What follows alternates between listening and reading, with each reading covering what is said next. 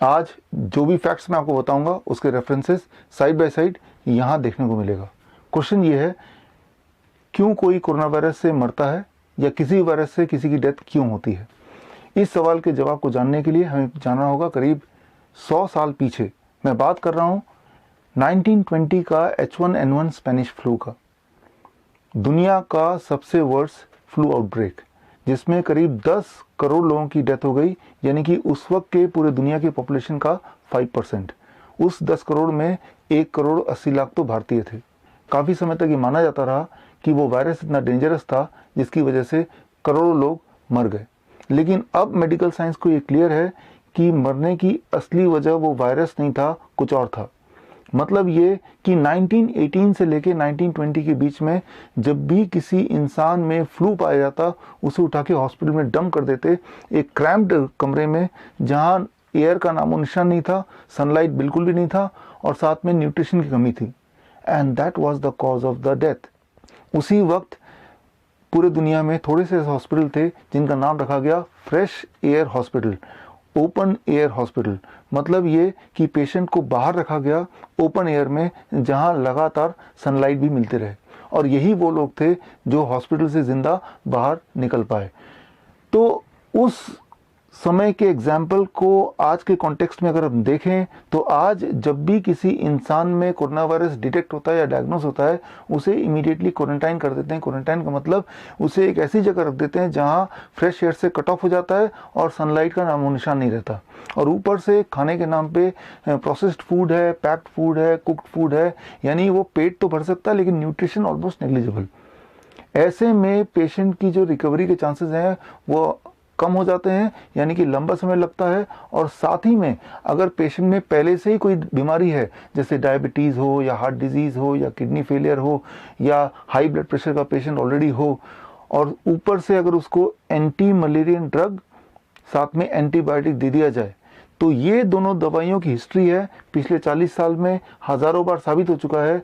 These two medicine causes QT prolongation of heart, मतलब अचानक heart beat का dangerously बढ़ जाना and causing sudden cardiac death.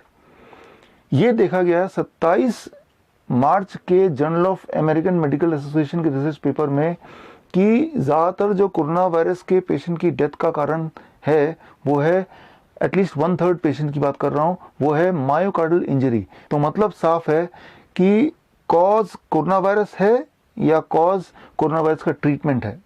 जहाँ तो एक तरफ पेशेंट को फ्रेश एयर और फ्रेश ऑक्सीजन या फ्रेश सनलाइट से कट ऑफ कर दिया गया, वहीं दूसरी तरफ हम और आप घर में बंद हो गए, यानी कि हमने भी अपने आप को ऑलमोस्ट फ्रेश एयर और सनलाइट से कट ऑफ कर दिया। एयर और सनलाइट भगवान का दिया हुआ दो दुनिया का सबसे बड़ा एंटीवायरल है, और ये एंटीवायरल ही नहीं, एयर और सनलाइट हमारी इम्यूनिटी को भी बूस्ट करने का सबसे बड़ा इंपॉर्टेंट रोल प्ले करता है। पूरे दुनिया भर से जहाँ जहाँ लॉकडाउन है वहाँ के पेशेंट्स की मेरे पास खबर आ रही है कि उनका ब्लड शुगर अब और बढ़ गया है, उनका ब्लड प्रेशर बढ़ गया है, उनके वेट बढ़ गए हैं, और सबसे खतरनाक बात, डिप्रेशन का रेट भी लॉकडाउन के दौरान कई गुना बढ़ गया है।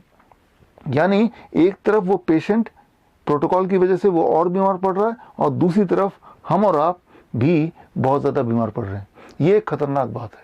अब इससे बाहर कैसे निकला जाए, इस सवाल के जवाब को जानने के लिए मैंने पिछले 100 साल के रिसर्च पेपर को खंगाले, और उसमें से मुझे मिले 167 इंपॉर्टेंट रेलेवेंट रिसर्च पेपर। उन सारे रिसर्च पेपर को पढ़ने के बाद मैंने निचोड़ा और मुझे मिला 3 स्टेप प्रोटोकॉल। ये 3 स्टेप प्रोटोकॉल पिछले 4 साल से मैं लोगों को अलग अलग जरिए से बता रहा हूँ, और आप में से हज़ारों लोग ऐसे हैं जिन्होंने H1N1 के टाइम पे, डेंगू के टाइम पे, चिकनगुनिया के टाइम पे या इन्फ्लुएंजा जैसे कोई और फ्लू के टाइम पे ये 3 स्टेप प्रोटोकॉल यूज़ किया और हज़ारों बार अपने आप को ठीक किया।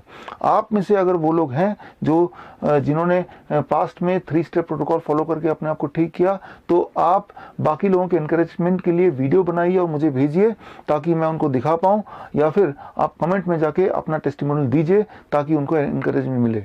और अगर आप सीखना चाहते हैं वो 3 स्टेप प्रोटोकॉल, तो स्क्रीन पे दिए हुए लिंक में जाके एक वीडियो देखिए। वीडियो का नाम है only truth can save the Mankind. आपको पता चल जाएगा किसी भी वायरस से बाहर निकलना बहुत ही आसान हो सकता है अगर आपको मेथड पता है, अगर आपको राइट नॉलेज है।